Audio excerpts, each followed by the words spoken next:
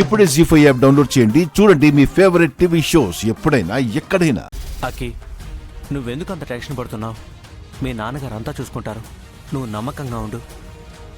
అది కాదు రవి, నానేమో అందరి అంగీకారంతోనే పెళ్లి జరగాలని ప్రయత్నిస్తున్నారు.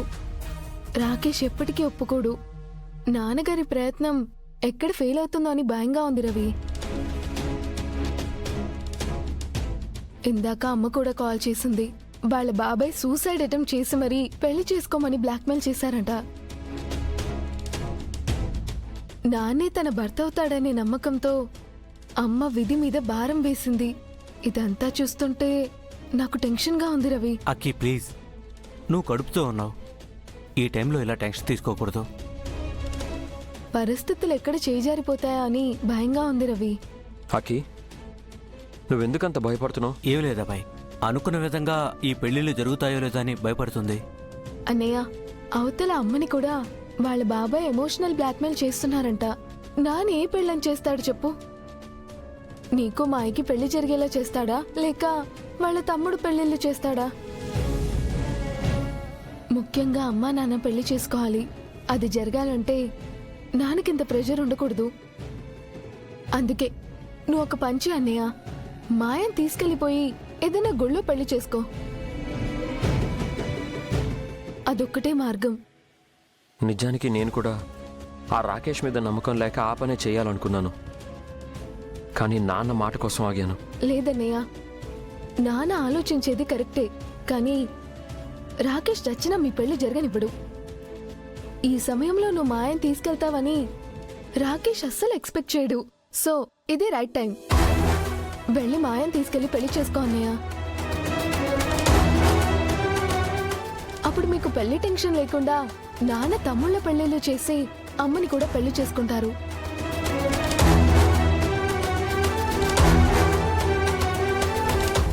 ఇంకా ఏంటన్నయ్య ఆలోచిస్తున్నావు? నాకెందుకు నువ్వు చెప్పేది కరెక్టే అనిపిస్తుంది అక్కి.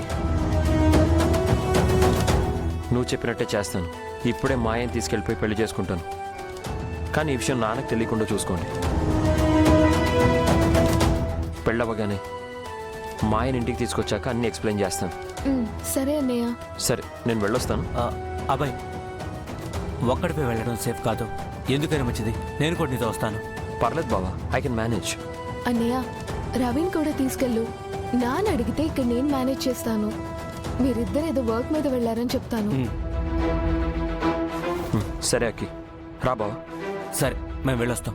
నువ్వు జాగ్రత్త. మీరు జాగ్రత్త. పద బావా.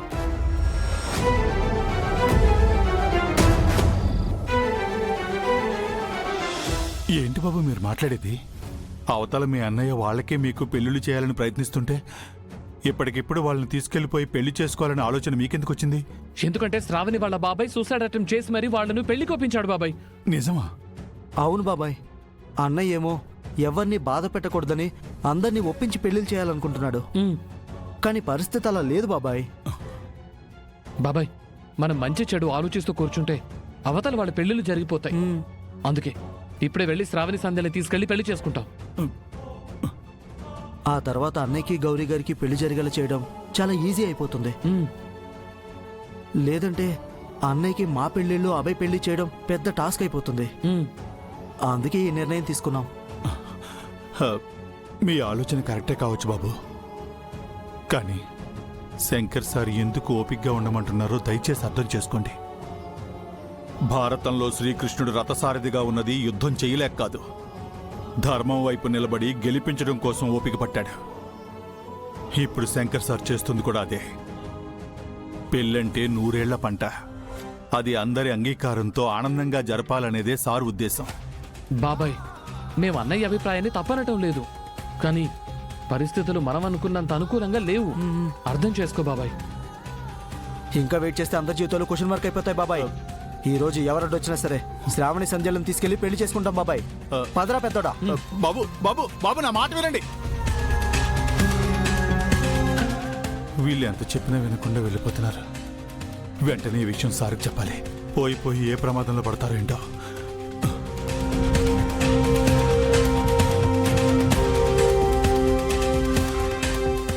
అక్కి, ఏంటి ఒంటరిగా కూర్చున్నావు? అబ్బాయి రవి ఎక్కడా? ఇంట్లో లేరా? కనపడట్లేదు. ఆ, అబ్బాయి రవి. సార్ సార్ అది వాళ్ళు అది సార్. ఆ, ఏమైంది బాబాయ్? ఏంటా కంగారు? తమ్ముళ్ళిద్దరూ శ్రావణి సంజయ్ని తీసుకువెళ్ళి పెళ్లి చేసుకుంటామని ఆవేశంగా వెళ్ళారు సార్. నేనెంత చెప్పినా నా మాట వినలేదు సార్. అదేంటి బాబాయ్, సడన్ గా ఏమైంది వాళ్ళకి? గౌరీ మేడం వాళ్ళ బాబాయ్ గారు సూసైడ్ అటెంప్ట్ చేసి మరీ వాళ్ళని ఎమోషనల్ గా బ్లాక్మెయిల్ చేశారంట సార్. అలానే బెదిరించి ఎక్కడ వేరే వాళ్ళతో వాళ్ళు పెళ్లిళ్ళు చేసేస్తారనే భయంతో వెళ్ళారు సార్.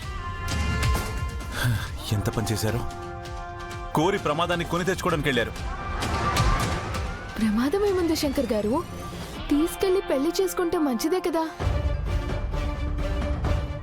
మీరు ఓపిగ్గా ఒప్పించి చేయాలనుకున్నారు, కానీ అక్కడ పరిస్థితులు అలా లేవు కదా. అకి, పరిస్థితులు ఎప్పుడు మనకు అనుకూలంగానే ఉండవు. అంత మాత్రానికే వాళ్ళ ఇష్టానుసారం చేయకూడదు.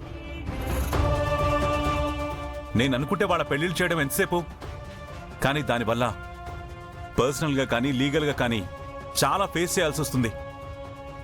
ముఖ్యంగా రాకేష్ పంతానికి పోయి ప్రాణాలు తీసినా తీస్తాడు. ఓ మై గాడ్, శంకర్ గారు, అన్నయ్య కూడా మాయాన్ని తీసుకెళ్లి పెళ్లి చేసుకోవడానికి వెళ్ళాడు. అన్నయ్యతో పాటు రవి కూడా వెళ్ళాడు. ఏంటకి నువ్వు చెప్పేది? అభయ్ ఎందుకు ఇలా చేశాడు? అంటే మీరొక్కరే ఎన్ని టెన్షన్స్ అని తీసుకుంటారని. మాయా అన్నయ్యల పెళ్లి టెన్షన్ లేకపోతే మీరు గౌరీ గారిని పెళ్లి చేసుకోవడం మీద కాన్సన్ట్రేట్ చేస్తారని నేనే అన్నయ్యని ఎంకరేజ్ చేశాను. తప్పు చేసావకి. రాకేష్ అంతా నెగ్లెక్టెడ్ గా ఉండడు. మాయని తీసుకెళ్లడం అంటే చావుకి ఎదురు వెళ్ళడమే. వెంటనే వెళ్ళి వాళ్ళని ఆపాలి. బాబాయ్ పద.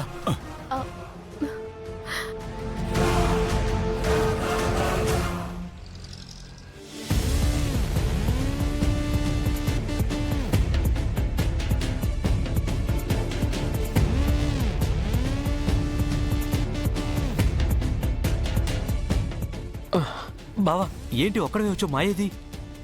మాయ లేదు బావా. లేకపోవడం ఏంటి? నాకు అదే తెలియట్లేదు. అబ్బా, బావా, ఆ రాకేష్ గారు ఫోన్ చేస్తున్నాడు. మాట్లాడు. హలో. హలో మిస్టర్ మిస్ అయిపోయిన బావగారు. ఏంటి, నా చెల్లి కోసం వెతికి వెతికి అలిసిపోయావా? మీరిలాంటి ప్లాన్లు చేస్తారని తెలిసే ప్లేస్ షిఫ్ట్ చేశాను. షాక్ అదిరింది కదూ? రాకేష్, మాయ ఎక్కడుంది? ఎక్కడుండాలో అక్కడ సేఫ్గానే ఉంది. నేను ఫిక్స్ చేసిన అబ్బాయినే పెళ్లి చేసుకోబోతుంది. మాయ ఎక్కడుందో నువ్వు తెలుసుకోలేవా అబ్బాయి? You can't. తనని చూడాలనుకుంటే నేరుగా రేపు కళ్యాణ మండపానికి వచ్చాయి. నేను ఫిక్స్ చేసిన అబ్బాయి పక్కన పెళ్లి పీటల మీద కనిపిస్తుంది. కళ్ళారా చూసి మనసారా ఏడుద్దు గాని. జీ5 యాప్ డౌన్లోడ్ చేసి అన్ని ఎపిసోడ్స్ పూర్తి ఉచితంగా చూడండి.